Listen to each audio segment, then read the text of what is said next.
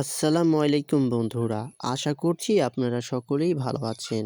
এর আগের ভিডিওতে হয়তো আমি বটগাছ নিয়ে কথা বলেছিলাম। তো বন্ধুরা, আজকে আপনাদেরকে এই বটগাছ নিয়ে একটি কবিতা পড়ে শোনাচ্ছি। ঝড়ের দাদা গিগি আর মেঘের চোখ রাঙানিকে উপেক্ষা করে শান্ত বটগাছের গুড়ি রাজার মেঝে তুমুল গর্জ করত। তো বন্ধুরা, এই বটগাছের কবিতাটি কিন্তু অনেক সুন্দর। তো ঝড়ের দাদাগিরি আর মেঘের চোখ রাঙানিকে উপেক্ষা করে শান্ত বটগাছের গুড়ি রাজার মেঝে।